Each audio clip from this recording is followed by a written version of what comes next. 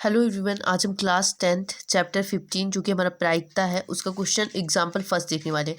और प्रायिकता में सबसे ज़्यादा इंपॉर्टेंट क्या होती है, आपको ये चीज़ बहुत याद रखने की ज़रूरत है। जहाँ पे हमारे पास पी इक्वल टू क्या होती है, पी इक्वल टू क्या होती है, ए के अनुकूल परिणामों की संख्या बटे प्रयोगों की सभी संभव परिणामों की संख्या, यानी कितने परिणाम उसके अकॉर्डिंग घट सकते हैं और टोटल कितने परिणाम है उसको हम नीचे लिख देंगे। ठीक है, इसका सबसे पहला एग्जाम्पल जो है आप उसको देख सकते हैं। एक चित्त प्राप्त करने की प्रायिकता ज्ञात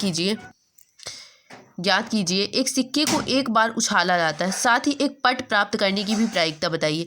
एक चित्त प्राप्त करने की प्रायिकता आपको बताएं तो आप एक सिक्के को उछालेंगे तो उसमें दो चीज़ें आ सकती हैं, या तो वो हेड आएगा या तो टेल आएगा, यानी कि टोटल परिणामों की संख्या क्या हो गई, इसमें दो हो गई। ठीक है, अब इसमें से आप ये इस तरीके से भी मान सकते हैं यहाँ पे क्या कि चित्त आने की प्रायिकता, चित्त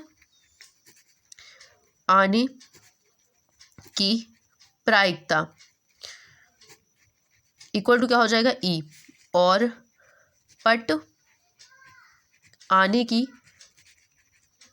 प्रायिकता को एफ हम मान लेते हैं। ये हमने क्या किया है, लट लिख लीजिए, यानी ये हमने मान रखा है, ये हमने मान लिया। अब हमारे पास संभावित परिणाम कितने, एक सिक्के को एक ही बार यहाँ पे उछालना है, तो आपके पास या तो हेड आएगा या फिर टेल आएगा। आप ऐसे टॉस करेंगे जब सिक्के को, तो हेड या तो फेस आएगा या तो हमारे पास क्या आएगा, टेल आएगा। यहाँ पे हेड किसको कहते हैं, चित्त को कहते हैं, और टेल किसको कहते हैं, पट को कहते हैं। ये आप याद रख लीजिएगा।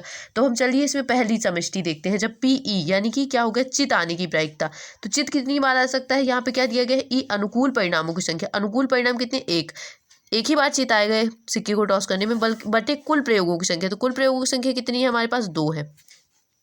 तो हमारे पास ये एक हो गया आपका सॉल्व। ठीक है, चित्त आने की प्रायिकता, जब हम क्या करेंगे, सिक्कों को टॉस करेंगे तो चित्त आएगा, तो कुल संभावित परिणाम बटे टोटल परिणाम। ठीक है, अब हम आते हैं पी एफ में, यानी पट आने की प्रायिकता। तो पट आने की प्रायिकता कितनी होगी, एक सिक्के को जब एक बार टॉस करेंगे आप, तो एक ही बार पट आ सकता है ना, या तो हेड आएगा या तो पट आएगा। तो हमारे पास पट आने की संभावित संख्या भी क्या है, एक है, और टोटल परिणाम कितने हैं, हमारे पास दो हैं। इस तरीके से आप थोड़ी सी लैंग्वेज लिख दीजिएगा, दैट्स ऑल। ये हमारा क्या हो गया, क्वेश्चन फर्स्ट खत्म हो गया। हम चलते हैं क्वेश्चन सेकंड की तरफ, जो है एक थैले में से एक लाल, एक नीली और एक पीली गेंद निकालना है, तथा सभी गेंद एक ही साइज की है। कृतिका बिना थैले के अंदर झांके इसमें से एक गेंद निकालती, उसकी क्या प्रायिकता है कि गेंद क्या होगी। तो सबसे पहले हम इसको सॉल्व करने स्टार्ट करते हैं। तो पीली गेंद को हम क्या लिखेंगे, नीचे हम लिखेंगे, यहाँ पे ऐसे लिखेंगे आप, पीली गेंद। पीली गेंद को आप किससे डिनोट करेंगे, पीली गेंद को आप डिनोट करेंगे पी वाई से। लाल गेंद को आप कैसे डिनोट करेंगे, लाल गेंद को आप डिनोट करेंगे पी एल से। एंड नीली गेंद को आप क्या करेंगे, नीली गेंद को आप डिनोट करेंगे किससे, पी एन से। तो अब आपको बस ये ऊपर वाला फॉर्मूला याद रखना है, जो कि मैंने आपको पहले ही बता दिया था। तो सबसे पहले हम क्या निकालेंगे, पीली गेंद निकालने की प्रायिकता। तो पीली गेंद एक थैला है, उसमें टोटल 3 ही गेंद है। इन तीनों गेंद से जब आप हाथ डालेंगे तो एक अगर उसमें येलो गेंद है, तो संभावित परिणाम कितने हो सकते हैं कि उससे येलो गेंद निकलेगी, एक ही हो सकता है ना, तो 1 आ जाएगा यहाँ पे। 1 अपॉन टोटल परिणाम कितने हैं, 3 में से आप कोई एक गेंद निकालोगे एक बार में, तो 3 हो गए।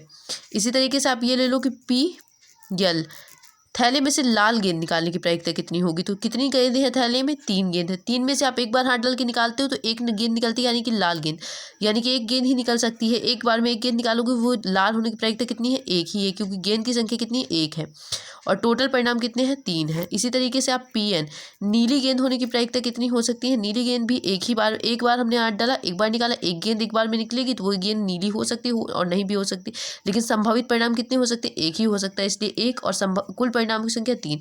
बहुत ही ईजी क्वेश्चन है, बट एग्जाम में यही क्वेश्चन आपको बहुत ज़्यादा नंबर देके जाते हैं। तो आपको ये ध्यान में रखना है, आपको बस ये ध्यान में रखना है कितनी संख्या दी गई, पीली गेंद की संख्या कितनी दी गई, एक दी गई। तो जितनी गेंदों की संख्या दी गई है उसको ऊपर रख देंगे और कुल संख्या को नीचे रख देंगे, हमारा सॉल्व हो जाएगा क्वेश्चन।